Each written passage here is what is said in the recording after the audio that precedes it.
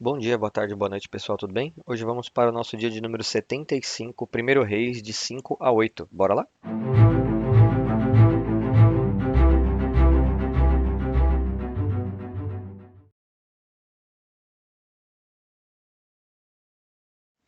Primeiro Reis 5. Quando Irão, rei de Tiro, soube que Salomão tinha sido ungido rei, mandou seus conselheiros a Salomão, pois sempre tinha sido amigo leal de Davi. Salomão enviou esta mensagem a Irão: Tu bem sabes que foi por causa das guerras travadas de todos os lados contra meu pai, Davi, que ele não pôde construir um templo em honra ao nome do Senhor, o seu Deus, até que o Senhor pusesse os seus inimigos debaixo dos seus pés. Mas agora o Senhor, o meu Deus, concedeu-me paz em todas as fronteiras, e não tenho que enfrentar nem inimigos nem calamidades. Pretendo, por isso, construir um templo em honra ao nome do Senhor, o meu Deus, conforme o Senhor disse ao meu pai Davi. O seu filho, a quem colocarei no trono em seu lugar, construirá o templo em honra ao meu nome. Agora te peço que ordenes que cortem para mim cedros do Líbano. Os meus servos trabalharão com os teus, e eu pagarei aos teus servos o salário que determinares. Sabes que não há entre nós ninguém tão hábil em cortar árvores quanto os sidônios. Irão ficou muito alegre quando ouviu a mensagem de Salomão e exclamou: Bendito seja o Senhor, pois deu a Davi um filho sábio para governar essa grande nação. E Irão respondeu a Salomão: Recebi a mensagem que me enviaste e atenderei ao teu pedido, enviando-te madeira de cedro e de pinho. Meus servos levarão a madeira do Líbano até o mar, e eu a farei flutuar em jangadas até o lugar que me indicares. Ali eu a deixarei e tu poderás levá-la, e em troca fornecerás alimento para a minha corte. Assim, Irão se tornou fornecedor de toda a madeira de cedro e de pinho que Salomão desejava. E Salomão deu a Irão 20.000 tonéis de trigo para suprir de mantimento à sua corte, além de 20.000 tonéis de azeite de oliva puro. Era o que Salomão dava anualmente a Hirão. O Senhor deu sabedoria a Salomão, como lhe havia prometido. Houve paz entre Hirão e Salomão, e os dois fizeram um tratado. O rei Salomão arregimentou 30.000 trabalhadores de todo Israel. Ele os mandou para o Líbano em grupos de 10.000 por mês, e eles se revezaram. Passaram um mês no Líbano e 2 em casa. Adonirão chefiava o trabalho. Salomão tinha 70.000 carregadores e 80.000 cortadores de pedra nas colinas, e 3.300 capatazes que supervisionavam o trabalho e comandavam os operários. Por ordem do rei, retiravam da pedreira grandes blocos de pedra de ótima qualidade, que para servirem de alicerce de pedras lavradas para o templo. Os construtores de Salomão e de Irão e os homens de Gebal cortavam e preparavam a madeira e as pedras para a construção do templo.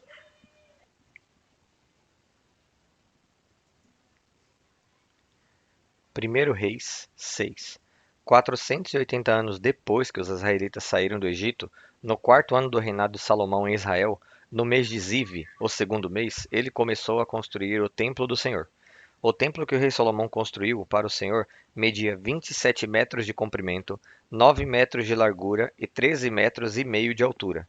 O pórtico da entrada do santuário tinha a largura do templo, que era de 9 metros, e avançava 4 metros e meio à frente do templo. Ele fez para o templo janelas com grades estreitas.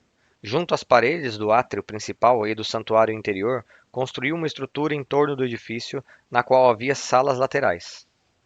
O andar inferior tinha 2 metros e 25 centímetros de largura. O andar intermediário tinha 2 metros e 70 centímetros e o terceiro andar tinha 3 metros e 15 centímetros. Ele fez saliências de apoio nas paredes externas do templo, de modo que não houve necessidade de perfurar as paredes. Na construção do templo só foram usados blocos lavrados nas pedreiras, e não se ouviu no templo nenhum barulho de martelo, nem de talhadeira, nem de qualquer outra ferramenta de ferro durante a sua construção. A entrada para o andar inferior ficava no lado sul do templo. Uma escada conduzia até o andar intermediário e dali ao terceiro. Assim ele construiu o templo e o terminou, fazendo-lhe um forro com vigas e tábuas de cedro, e fez as salas laterais ao longo de todo o templo. Cada uma tinha 2 metros e 25 centímetros de altura, e elas estavam ligadas ao templo por vigas de cedro. E a palavra do Senhor veio a Salomão dizendo: Quanto a este templo que você está construindo, se você seguir os meus decretos, executar os meus juízos e obedecer a todos os meus mandamentos, cumprirei por meio de você a promessa que fiz ao seu pai, Davi. Viverei no meio dos israelitas e não abandonarei Israel, o meu povo. Assim, Salomão concluiu a construção do templo. Forrou as paredes do templo por dentro com tábuas de cedro, cobrindo-as desde o chão até o teto, e fez o assoalho do templo com tábuas de pinho. Separou 9 metros na parte de trás do templo, fazendo uma divisão com tábuas de cedro, do chão ao teto, para formar dentro do templo o santuário interno, o lugar santíssimo. O átrio principal em frente dessa sala media 18 metros de comprimento. O interior do templo era de cedro, com figuras entalhadas de frutos e flores abertas. Tudo era de cedro, não se via pedra alguma. Preparou também o santuário interno no templo para ali colocar a arca da aliança do Senhor. O santuário interno tinha 9 metros de comprimento, 9 de largura e 9 de altura. Ele revestiu o interior de ouro puro e também revestiu de ouro o altar de cedro. Salomão cobriu o interior do templo de ouro puro e estendeu correntes de ouro em frente do santuário interno, que também foi revestido de ouro. Assim, revestiu de ouro todo o interior do templo e também o altar que pertencia ao santuário interno. No santuário interno, ele esculpiu 2 querubins de madeira de oliveira, cada um com 4,5 metros de altura. As asas abertas dos querubins mediam 2,25 metros, 4,5 metros da ponta de uma asa à ponta da outra. Os 2 querubins tinham a mesma medida e a mesma forma. A altura de cada querubim era de 4,5 metros. Ele colocou os querubins com as asas abertas no santuário interno do templo. A asa de um querubim encostava numa parede, e a do outro encostava na outra. As suas outras asas encostavam uma na outra no meio do santuário. Ele revestiu os querubins de ouro. Nas paredes ao redor do templo, tanto na parte interna como na externa, ele esculpiu querubins, tamareiras e flores abertas. Também revestiu de ouro os pisos, tanto na parte interna como na parte externa do templo. Para a entrada do santuário interno, fez portas de oliveira com batentes de 5 lados. E nas 2 portas de madeira de oliveira esculpiu querubins, tamareiras e flores abertas e revestiu os querubins e as tamareiras de ouro batido. Também fez pilares de 4 lados, de madeira de oliveira para a entrada do templo. Fez também 2 portas de pinho, cada uma com 2 folhas que se articulavam por meio de dobradiças. Entalhou figuras de querubins, de tamareiras e de flores abertas nas pontas e as revestiu de ouro batido. E construiu o pátio interno com 3 camadas de pedra lavrada e uma de vigas de cedro. O alicerce do templo do Senhor foi lançado no mês de Zive, do 4º ano. No mês de Bul, o 8º mês, do 11º ano, o templo foi terminado em todos os seus detalhes, de acordo com as suas especificações. Salomão levou 7 anos para construí-lo. 1 Reis 7. Salomão levou 13 anos para terminar a construção do seu palácio. Ele construiu o Palácio da Floresta do Líbano com 45 metros de comprimento, 22,5 metros de largura e 13,5 metros de altura, sustentado por 4 fileiras de colunas de cedro sobre as quais apoiavam-se vigas de cedro aparelhadas. O forro de cedro ficava sobre as 45 vigas, 15 por fileira, que se apoiavam nas colunas. Havia janelas dispostas de 3 em 3, uma em frente da outra. Todas as portas tinham estrutura retangular. Ficavam na parte da frente, dispostas de 3 em 3, uma em frente da outra. Fez um pórtico de colunas de 22,5 metros de comprimento e 13,5 metros de largura. Em frente havia outro pórtico com colunas e uma cobertura que se estendia além das colunas. Construiu a sala do trono, isto é, a sala da justiça, onde iria julgar, e revestiu-a de cedro desde o chão até o teto. E o palácio para sua moradia, no outro pátio, tinha um formato semelhante. Salomão fez também um palácio como esse para a filha do faraó, com quem tinha se casado. Todas essas construções, desde o lado externo até o grande pátio e do alicerce até o beiral, foram feitas de pedra de qualidade superior, cortadas sob medida e desbastadas com uma serra nos lados interno e externo. Os alicerces foram lançados com pedras grandes de qualidade superior, algumas medindo 4,5 metros e outras 3,70 metros. Na parte de cima havia pedras de qualidade superior, cortadas sob medida, e vigas de cedro. O grande pátio era cercado por um muro de 3 camadas, de pedras lavradas e uma camada de vigas de cedro, desculpem, aparelhadas, da mesma maneira que o pátio interior do templo do Senhor, com o seu pórtico. O rei Salomão enviara mensageiros a Tiro e trouxera Hurão, filho de uma viúva da tribo de Naphtali e de um cidadão de Tiro, artífice em bronze. Hurão era extremamente hábil e experiente e sabia fazer todo tipo de trabalho em bronze.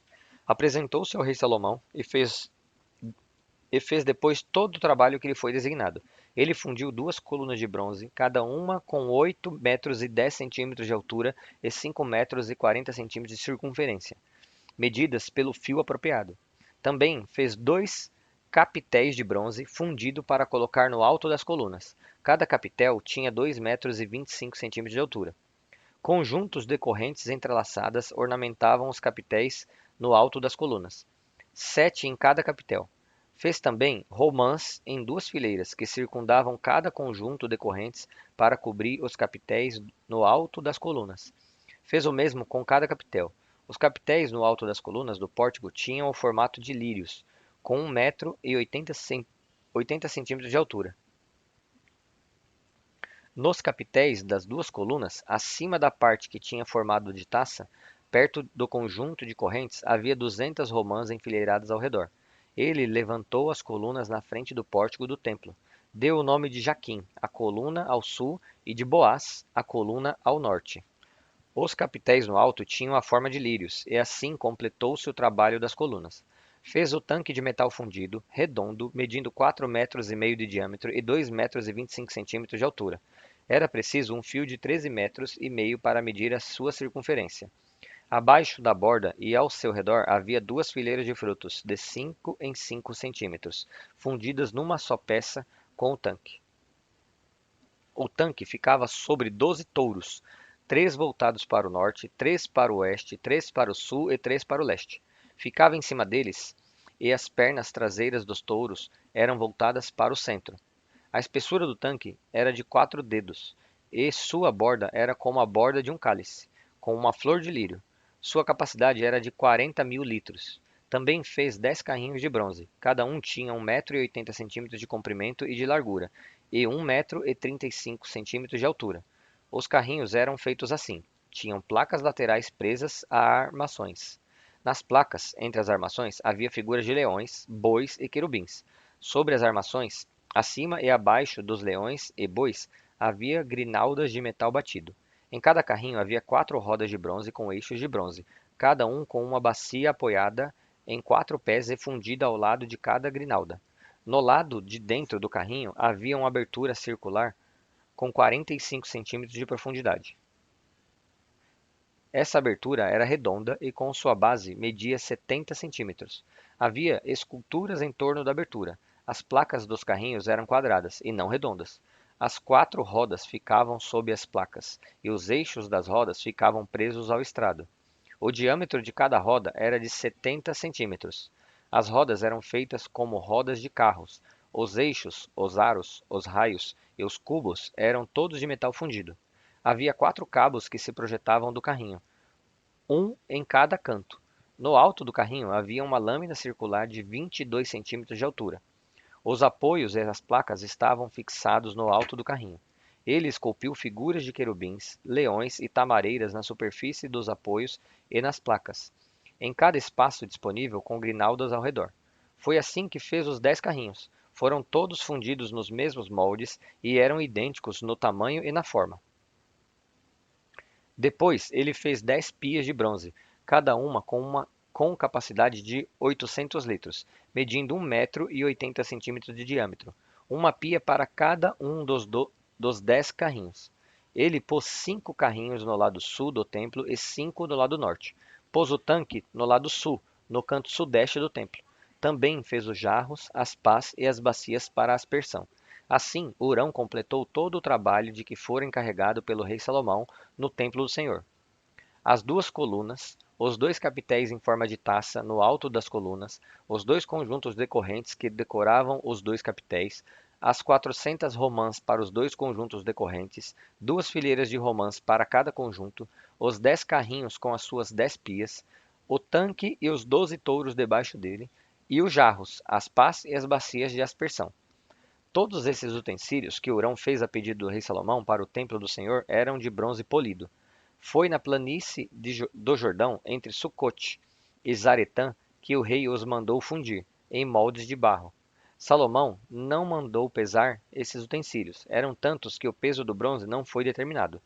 Além desses, Salomão mandou fazer também estes outros utensílios para o templo do Senhor: o altar de ouro, a mesa de ouro sobre a qual ficavam os pães da presença, os candelabros de ouro puro, 5 à direita e 5 à esquerda, em frente do santuário interno, as flores, as lâmpadas e as tenazes de ouro, as bacias, os cortadores de pavio, as bacias para aspersão, as tigelas e os incensários, e as dobradiças de ouro para as portas da sala interna, isto é, o lugar santíssimo, e também para as portas do átrio principal. Terminada toda a obra que Salomão realizou para o templo do Senhor, ele trouxe tudo o que seu pai havia consagrado e colocou-o com os tesouros no templo do Senhor: a prata, o ouro e os utensílios. 1 Reis 8. Então o rei Salomão reuniu em Jerusalém as autoridades de Israel, todos os líderes das tribos e os chefes das famílias israelitas, para levarem de Sião, a cidade de Davi, a arca da aliança do Senhor. E todos os homens de Israel uniram-se ao rei Salomão por ocasião da festa, no mês de Etanim, que é o 7º mês. Quando todas as autoridades de Israel chegaram, os sacerdotes pegaram a arca do Senhor e a levaram com a tenda do encontro e com todos os seus utensílios sagrados. Foram os sacerdotes e os levitas que levaram tudo. O rei Salomão e toda a comunidade de Israel, que se havia reunido a ele diante da arca, sacrificaram tantas ovelhas e bois que nem era possível contar. Os sacerdotes levaram a arca da aliança do Senhor para o seu lugar no santuário interno do templo, isto é, no lugar santíssimo, e a colocaram debaixo das asas dos querubins. Os querubins tinham suas asas estendidas sobre o lugar da arca e cobriam a arca e as varas utilizadas para o transporte. Essas varas eram tão compridas que as suas pontas, que se estendiam para fora da arca, podiam ser vistas da frente do santuário interno, mas não de fora dele, e elas estão lá até hoje. Na arca havia só as 2 tábuas de pedra que Moisés tinha colocado quando estava em Horebe, onde o Senhor fez uma aliança com os israelitas depois que saíram do Egito. Quando os sacerdotes se retiraram do lugar santo, uma nuvem encheu o templo do Senhor, de forma que os sacerdotes não podiam desempenhar o seu serviço, pois a glória do Senhor encheu o seu templo. E Salomão exclamou: O Senhor disse que habitaria numa nuvem escura. Na realidade, construí para ti um templo magnífico, um lugar para nele habitares para sempre. Depois o rei virou-se e abençoou toda a Assembleia de Israel, que estava ali em pé, e disse: Bendito seja o Senhor, o Deus de Israel, que com sua mão cumpriu o que sua própria boca havia prometido ao meu pai, Davi, quando lhe disse: Desde o dia em que tirei Israel, o meu povo, do Egito, não escolhi nenhuma cidade das tribos de Israel para nela construir um templo em honra ao meu nome, mas escolhi Davi para governar Israel, o meu povo. Meu pai, Davi, tinha no coração o propósito de construir um templo em honra ao nome do Senhor, o Deus de Israel. Mas o Senhor lhe disse: Você fez bem em ter no coração o plano de construir um templo em honra ao meu nome. No entanto, não será você que construirá, mas o seu filho, que procederá de você.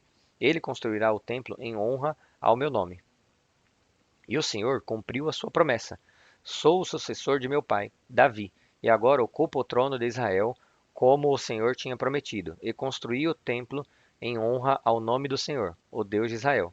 Providenciei nele um lugar para a arca, na qual estão as tábuas da aliança do Senhor, aliança que fez com os nossos antepassados quando os tirou do Egito. Depois, Salomão colocou-se diante do altar do Senhor, diante de toda a Assembleia de Israel, levantou as mãos para o céu e orou: Senhor, Deus de Israel, não há Deus como tu em cima dos céus, nem embaixo na terra. Tu que guardas a tua aliança de amor com os teus servos, que, de todo o coração, andam segundo a tua vontade.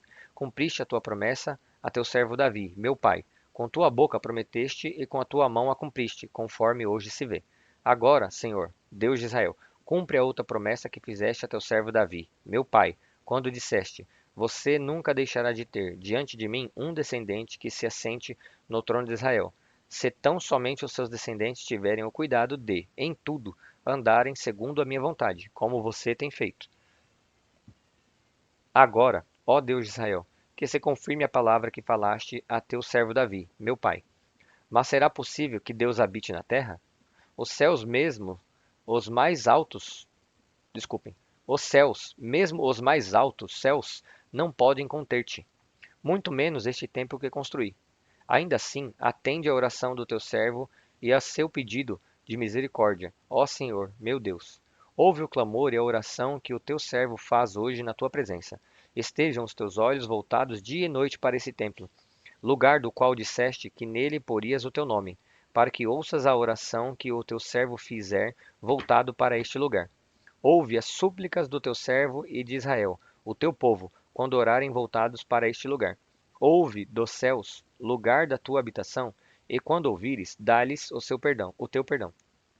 Quando um homem pecar contra seu próximo, tiver que fazer um juramento e vier jurar diante do teu altar nesse templo, ouve dos céus e age. Julga os teus servos, condena o culpado, fazendo recair sobre a sua própria cabeça a consequência da sua conduta, e declara sem culpa o inocente, dando-lhe o que a sua inocência merece. Quando Israel, o teu povo, for derrotado por um inimigo por ter pecado contra ti, voltar-se para ti e invocar o teu nome, orando e suplicando a ti nesse templo, ouve dos céus e perdoa o pecado de Israel, o teu povo, e traze-o de volta à terra que deste aos seus antepassados. Quando se fechar o céu e não houver chuva, por haver o teu povo pecado contra ti, e, se o teu povo, voltado para este lugar, invocar o teu nome e afastar-se do seu pecado por o haveres castigado, ouve dos céus e perdoa o pecado dos seus servos, de Israel, teu povo. Ensina-lhes o caminho certo e envia chuva sobre a tua terra, que deste por herança ao teu povo. Quando houver fome ou praga no país, ferrugem e mofo, gafanhotos peregrinos e gafanhotos devastadores, ou quando inimigos sitiarem suas cidades, quando, em meio de qualquer praga ou epidemia, uma oração ou súplica por misericórdia for feita por um israelita ou por todo Israel, teu povo, cada um sentindo as suas próprias aflições e dores, estendendo as mãos na direção deste templo, ouve dos céus, o lugar da tua habitação. Perdoa e age. Trata cada um de acordo com o que merece, visto que conheces o seu coração. Sim, só tu conheces o coração do homem. Assim eles te temerão durante todo o tempo em que viverem na terra que deste aos nossos antepassados. Quanto ao estrangeiro, que não pertence a Israel, o teu povo, e que veio de uma terra distante por causa do teu nome, pois ouvirão acerca do teu grande nome, da tua mão poderosa e do teu braço forte, quando ele vier e orar voltado para este templo, ouve dos céus, lugar da tua habitação, e atende ao pedido do estrangeiro, a fim de que todos os povos da terra conheçam o teu nome e te temam, como faz Israel, o teu povo, e saibam que este templo que construí traz o teu nome. Quando o teu povo for à guerra contra os seus inimigos, por onde quer que tu o enviares, e orar ao Senhor voltado para a cidade que escolhestes e para o templo que construí em honra ao teu nome, ouve dos céus a sua oração e a sua súplica e defende a sua causa. Quando pecarem contra ti, pois não há ninguém que não peque, e ficares irado com eles e os entregares ao inimigo, que os leve prisioneiros para a sua terra, distante ou próxima. Se eles caírem em si, na terra para a qual tiverem sido deportados, e se arrependerem e lá orarem, pecamos, praticamos o mal e fomos rebeldes, e se lá eles se voltarem para ti de todo o seu coração e de toda a sua alma, na terra dos inimigos que os tiverem levado como prisioneiros, e orarem voltados para a terra que deste aos teus antepassados, para a cidade que escolhestes e para o templo que construí em honra ao teu nome, então, desde os céus, o lugar da tua habitação, ouve a sua oração e a sua súplica e defende a sua causa. Perdoa o teu povo, que pecou contra ti. Perdoa todas as transgressões que cometeram contra ti e faze com que os seus conquistadores tenham misericórdia deles, pois são o teu povo e a tua herança, que tiraste do Egito da fornalha da fundição. Que os teus olhos estejam abertos para a súplica do teu servo e para a súplica de Israel, o teu povo, e que ouças sempre que clamarem a ti. Pois tu, Os escolheste dentre todos os povos da terra para serem a tua herança, como declaraste por meio do teu servo Moisés, quando tu, ó soberano Senhor, tiraste os nossos antepassados do Egito. Quando Salomão terminou a oração e a súplica do Senhor, levantou-se diante do altar do Senhor, onde tinha se ajoelhado e estendido as mãos para o céu. Pôs-se em pé e abençoou em alta voz toda a Assembleia de Israel, dizendo: Bendito seja o Senhor, que deu descanso a Israel, o seu povo, como havia prometido. Não ficou sem cumprimento nenhuma de todas as boas promessas que ele fez por meio do seu servo Moisés. Que o Senhor, o nosso Deus, esteja conosco, assim como esteve com os nossos antepassados. Que ele jamais nos deixe nem nos abandone, e faça com que de coração nos voltemos para ele, a fim de andarmos em todos os seus caminhos e obedecermos aos seus mandamentos, decretos e ordenanças, que deu aos nossos antepassados. E que as palavras da minha súplica ao Senhor tenham acesso ao Senhor, o nosso Deus, dia e noite, para que ele defenda a causa do seu servo e a causa de Israel, o seu povo, de acordo com o que precisarem. Assim, todos os povos da terra saberão que o Senhor é Deus e que não há nenhum outro. Mas vocês têm um coração íntegro para com o Senhor, o nosso Deus, para viverem por seus decretos e obedecerem aos seus mandamentos, como acontece hoje. Então o rei Salomão e todo Israel ofereceram sacrifícios ao Senhor. Ele ofereceu um sacrifício de comunhão ao Senhor, 22.000 bois e 120.000 ovelhas. Assim, o rei e todos os israelitas fizeram a dedicação do templo do Senhor. Naquele mesmo dia, o rei consagrou a parte central do pátio que ficava na frente do templo do Senhor e ali ofereceu holocaustos, ofertas de cereal e a gordura das ofertas de comunhão, pois o altar de bronze diante do Senhor era pequeno demais para comportar os holocaustos, as ofertas de cereal e a gordura das ofertas de comunhão. E foi assim que Salomão, com todo Israel, celebrou a festa naquela data. Era uma grande multidão, gente vinda desde Lebo-Hamate até o ribeiro do Egito. Celebraram-na diante do Senhor, o nosso Deus, durante 7 dias. No oitavo dia, Salomão mandou o povo para casa. Eles abençoaram o rei e foram embora, jubilosos e de coração alegre por todas as coisas boas que o Senhor havia feito por seu servo Davi e por Israel, o seu povo. Bom, pessoal, chegamos ao fim de mais um dia. Espero vocês aqui amanhã novamente, que vocês tenham uma excelente semana que vai começar amanhã e que Deus os abençoe.